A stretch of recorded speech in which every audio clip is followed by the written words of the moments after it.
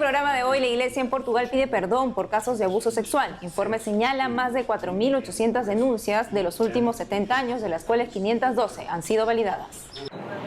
En Estados Unidos, diócesis se declara en bancarrota para asegurar indemnizaciones por casos de abuso y el funcionamiento de la iglesia, anuncia cardenal. El Señor nos alimentó cuando estábamos prisioneros, dijo sacerdote nicaragüense en su primera misa tras el destierro en Estados Unidos. Los errores en el noviazgo, le contamos cómo no caer en ellos en el día de San Valentín.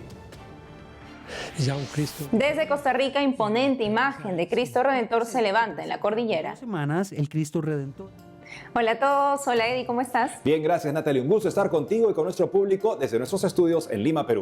Bienvenidos a su programa EWTN Noticias, yo soy Natalie Paredes. Soy Eddie Rodríguez Morel, gracias por acompañarnos.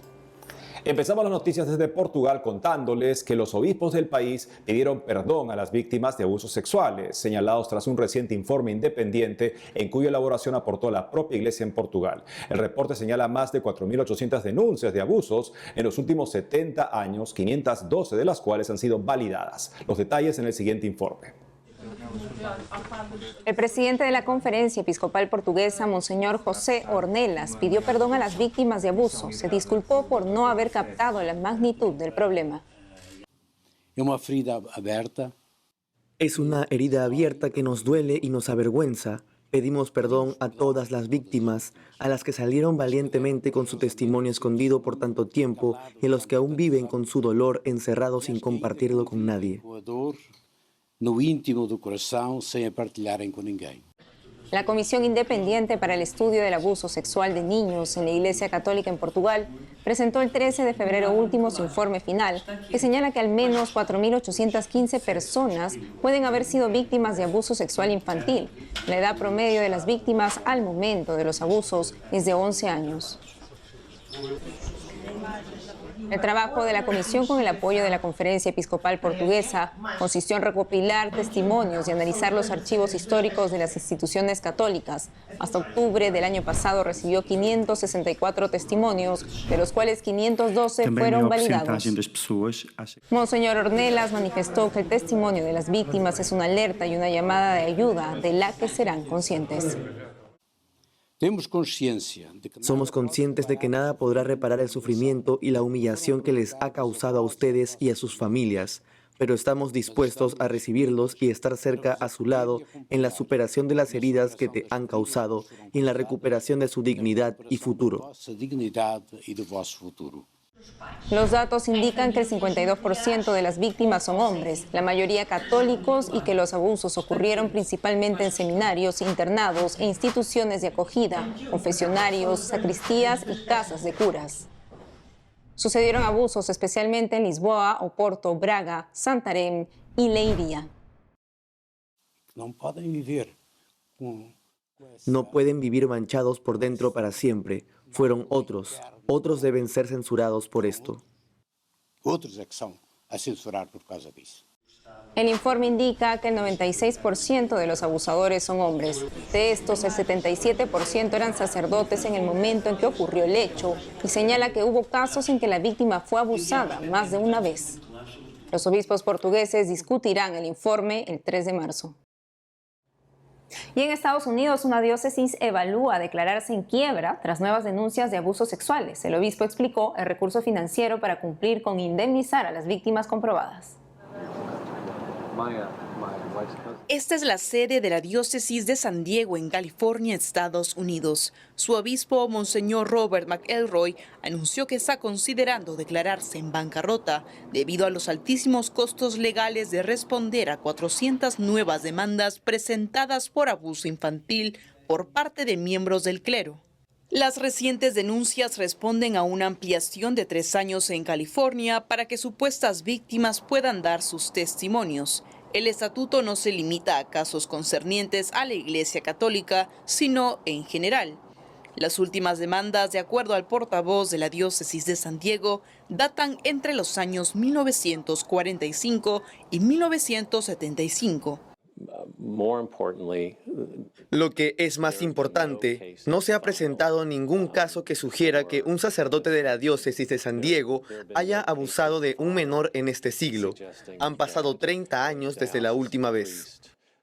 En una carta pastoral, Monseñor Robert McElroy indicó lo siguiente: la quiebra proporcionaría una vía para garantizar que los recursos de la diócesis se utilicen de forma equitativa para compensar a todas las víctimas de abusos sexuales, al tiempo que se mantienen los ministerios de la Iglesia para la formación en la fe, la vida pastoral y el acercamiento a los pobres y marginados. Si tuviéramos que pagar los nuevos reclamos basándonos en la misma cantidad de dinero, incluso sin contar la inflación, serían más de 550 millones de dólares y francamente no tenemos ese dinero. La bancarrota es un proceso legal que implica buscar la ayuda del Tribunal Federal de Estados Unidos para liberar o descargar algunas de sus deudas y empezar de nuevo desde el punto de vista financiero. Sin embargo, declararse en quiebra podría tener costos legales y judiciales. Los obispos de América Central envían un mensaje de solidaridad a la iglesia en Nicaragua, en especial a Monseñor Rolando Álvarez, condenado injustamente a 26 años de prisión, expresa el texto. También piden a quienes contribuyen al deterioro del respeto a los más elementales derechos que debilita la armonía y la convivencia pacífica, que realicen un cambio hacia un camino de verdadera justicia y paz. Y ahora desde Estados Unidos veamos a los sacerdotes nicaragüenses en su primera misa tras el destierro. Me permiten darles un abrazo hermanos, si somos hermanos, no preciso ni decir. Sábado 11 de febrero, 1:30 de la tarde, fiesta de la Virgen de Lourdes. Los sacerdotes desterrados de Nicaragua celebran la Santa Misa de forma pública por primera vez en 6 meses. En los lugares de discernimiento, tanto en el ámbito político, Un día antes, celebraron la misa en privado en la capilla de la Conferencia Episcopal.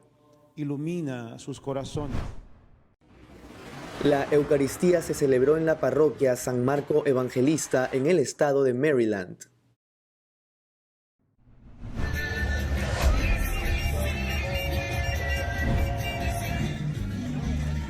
A la misma hora en Nicaragua, el dictador mandó a las calles a sus simpatizantes a celebrar la expulsión de los que consideraba incómodos a su régimen.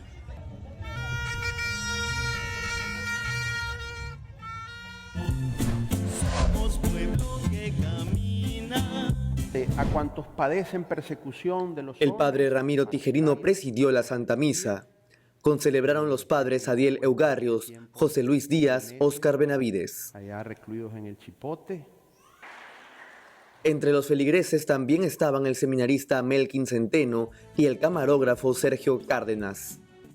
Que yo sé que nos han tenido. Y gracias de todo corazón, ¿oyeron? Y sigamos orando, y por eso estamos aquí, para darle gracias al Señor también, por gozar de esta libertad que es un don tan preciado. El padre Óscar Benavides proclamó el Santo Evangelio. Palabra del Señor.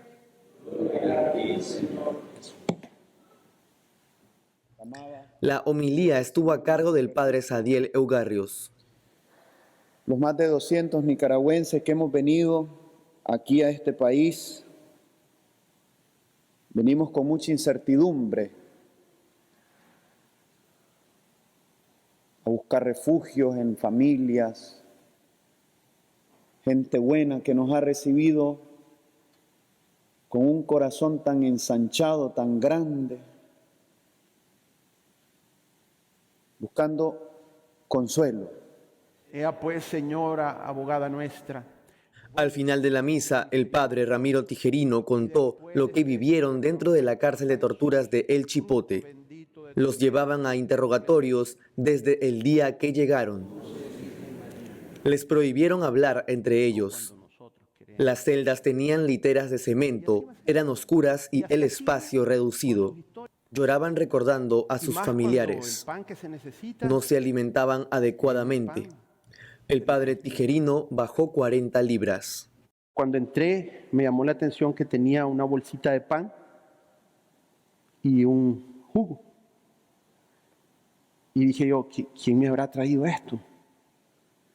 ¿Quién puede ser? Y pensé, no puede ser otra persona más que mi madre. Y entonces yo me imaginé a mi madre afuera y no pude contener las lágrimas, caí de rodillas, lloré.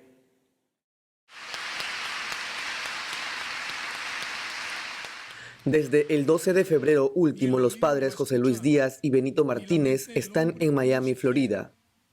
El arzobispo Monseñor Thomas Wensky les ofreció asilo en el seminario San Juan María Vianney.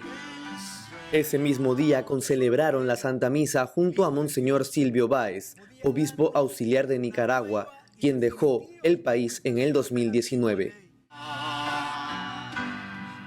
También vivirán en el seminario los seminaristas Darwin Leiva y Melquín Centeno, el diácono Raúl Vega y el organista Henry Corbera. Se encarnó de María. Ahora los padres Ramiro Tijerino y Óscar Benavides están en Charlotte, estado de Carolina del Norte. Ahí los acoge la familia del padre Tijerino.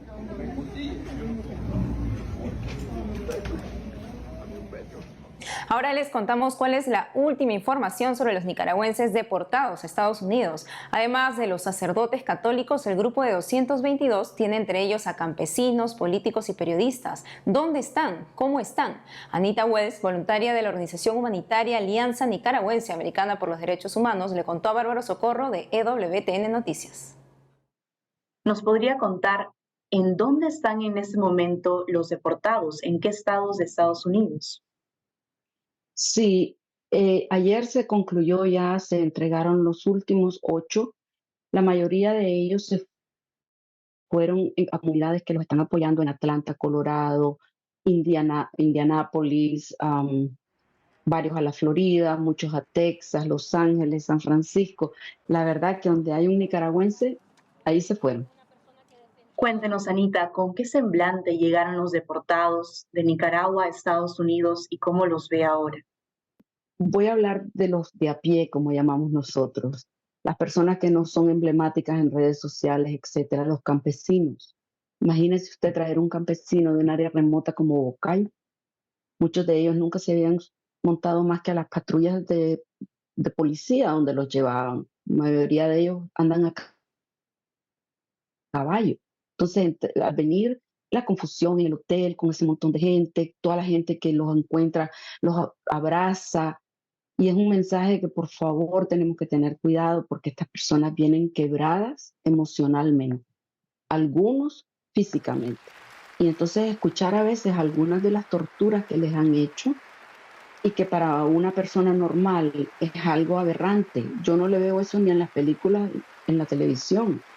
Entonces impacta emocionalmente escuchar los horrores que les han hecho a estas personas.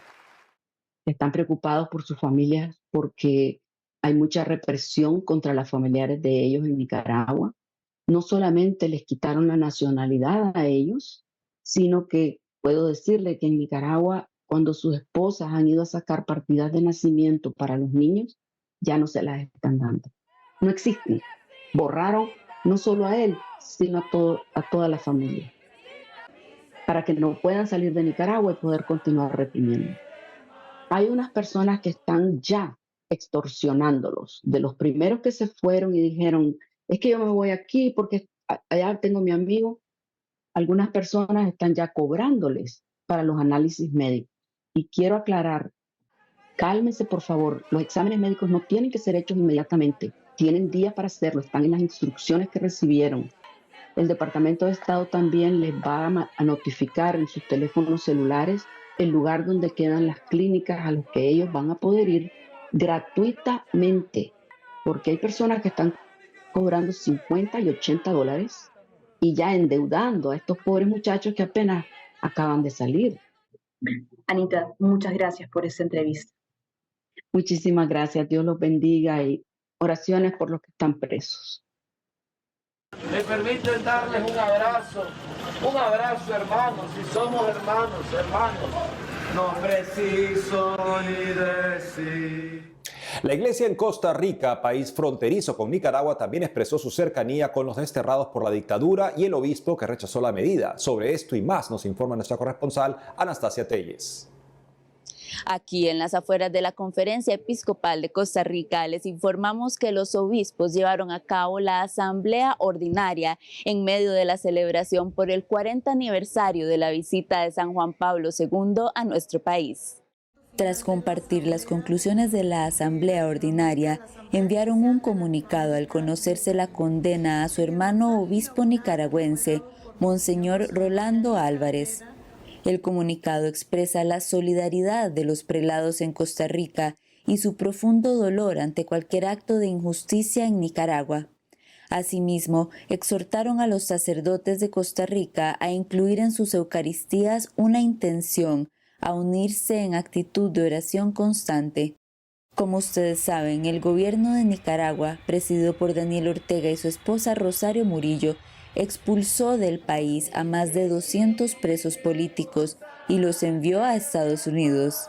El obispo nicaragüense, Monseñor Rolando Álvarez, estaba en esa lista, pero de última hora, en la misma fila previa a abordar el avión, decidió no ingresar y por esto fue devuelto a una cárcel y condenado a 26 años. Finalizamos comentando que en la ciudad de Nicoya, perteneciente a la diócesis de Tilarán, Liberia, se va a colocar un Cristo Redentor de 15 metros de altura.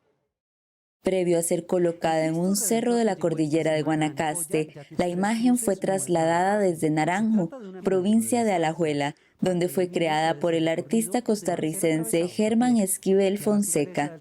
El terreno donde se colocará la imagen se encuentra en el cerro Las Tres Cruces y fue donado por un guanacasteco, miembro de los Caballeros del Santo Sepulcro de Nicoya. Se trata de una propuesta cultural y turística que marcará un hito en el cantón de Nicoya, en la provincia de Guanacaste y en Costa Rica. La idea de colocar esta imagen, símbolo de perdón y protección, nació hace ya 20 años con el objetivo de fortalecer la fe de los nicoyanos y atraer turismo a un destino arraigado por sus tradiciones religiosas. En Barrio México, San José, Anastasia Telles Abarca, EWTN Noticias. Hacemos una breve pausa y al volver, hoy es la fiesta de San Valentín, patrono de los enamorados. Le contamos su vida. Además, los errores en el noviazgo. Le contamos cómo no caer en ellos. Regresamos con más noticias con Enfoque Católico.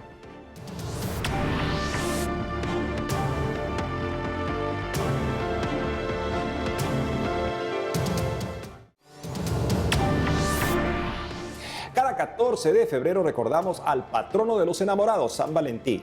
La parte más importante de su labor era asistir a las parejas que querían constituir un hogar cristiano. Sobre esto y más nos cuenta el padre Juan Carlos Vázquez, director de 10.000 con Jesús. Veamos.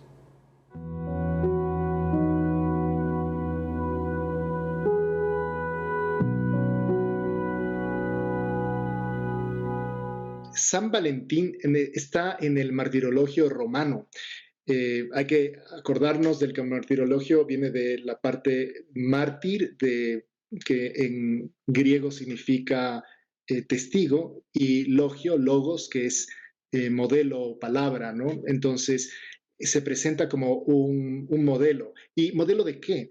Pues fue un sacerdote que durante el reinado de Claudio II se enfrentó a una ley que sacó este emperador romano para hacer que su ejército sea cada vez más poderoso. Y él pensaba que la fórmula para lograrlo es que sus soldados no se vayan con un lazo sentimental a la guerra, sino que sean soldados solteros. Y para eso prohibió los matrimonios.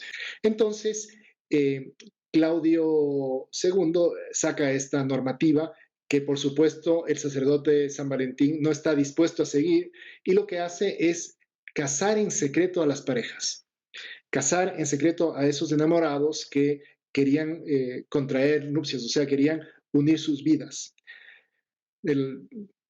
Trasciende esto y el mismo Claudio II le envía a las mazmorras, de ahí suceden cuenta el martirologio algunos milagros, como el milagro de una de las hijas que se llamaba Julia, de hecho, del que hacía cabeza en la prisión, que era ciega, y logra recuperar la vista gracias a la intercesión de San Valentín. Sin embargo, esto no hace que Claudio cambie de opinión y termina ejecutando a San Valentín. Vale recordar que la Iglesia, después del Concilio Vaticano II, retiró a varios santos del martirologio y propuso nuevas devociones, ¿no? Como es el caso del 14 de febrero. Los que vayan a misa se van a encontrar a Cirilo y Metodio, dos hermanos que contribuyeron a la evangelización de varios sitios de Europa. ¿Y por qué sucede esto? Porque hay una historia más cercana, estudios fundamentalmente que llevan a pensar que esta fiesta de San Valentín fue más bien un esfuerzo de la Iglesia de recristianizar una fiesta pagana que se llamaban las Lupercales y que tenía justamente su festividad el 15 de febrero.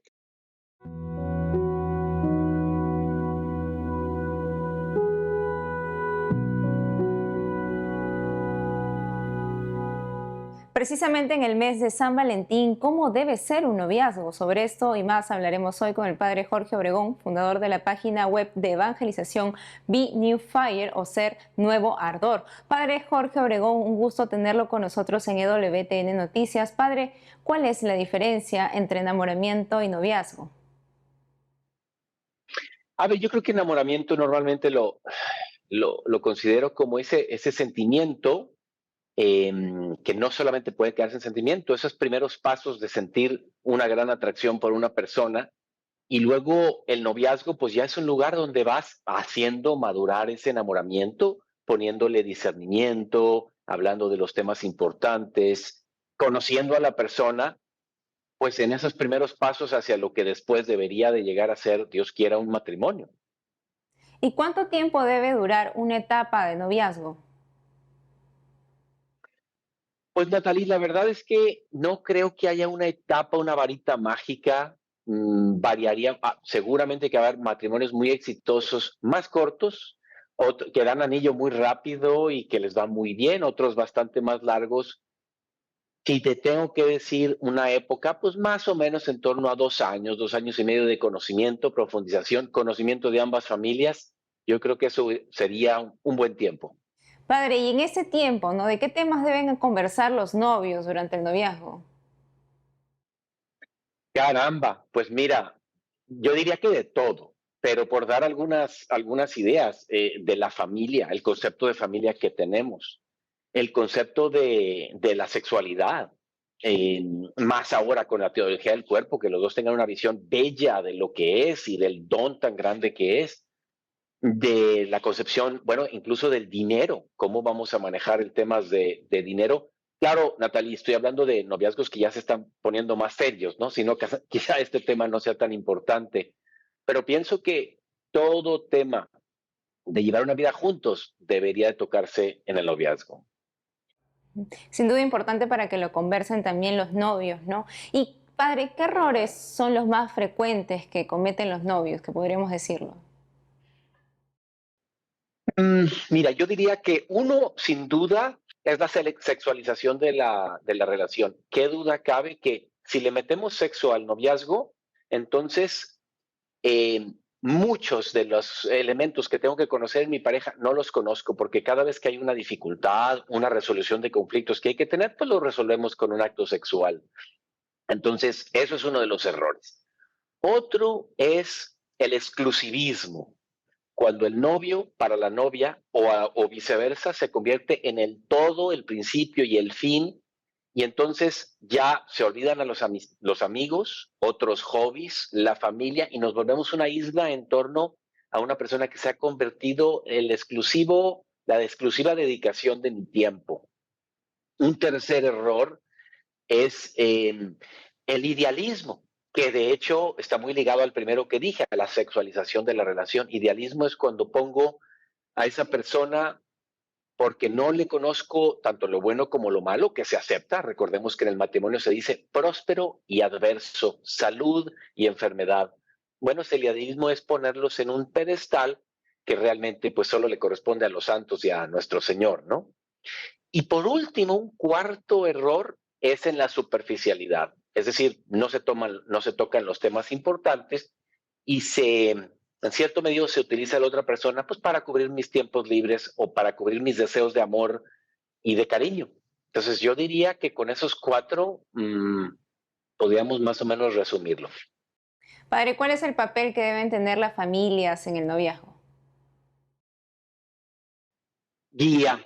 Yo creo que guiar a los dos, creo que por un lado hay que tener mucha cercanía. Qué bonito es cuando el chico o la chica van a la casa del otro y ya empieza uno a sentir el cariño de la otra familia, de sus papás, de sus hermanos, al mismo tiempo que esa cercanía, una sana distancia, porque hay muchos corazones rotos, no se sabe exactamente si estos ya van a quedar juntos, y entonces luego hay como pleitos y muchos dolores de la mamá o del papá porque querían mucho al novio o la novia y cortaron, y he visto pues como bastantes situaciones como no muy recomendables después de que pues decidieron estos chicos romper. Entonces, una cercanía, una guía y un modelo. Obviamente que cada familia, en ideales condiciones, entiendo yo bien que a veces no se da, pero los papás de uno le enseñan a su hijo o a su hija cómo amar al otro. Entonces, sin duda, los modelos de papá y mamá son muy importantes para los hijos y cómo ellos son una escuela de amor. Padre Jorge Obregón, gracias por la entrevista. Gracias a ustedes. Saludos a todos. Y eso es todo por hoy, amigos. Gracias por haber estado con nosotros. Ya saben que pueden seguirnos en nuestras redes sociales y en wtnnoticias.com. Hasta mañana.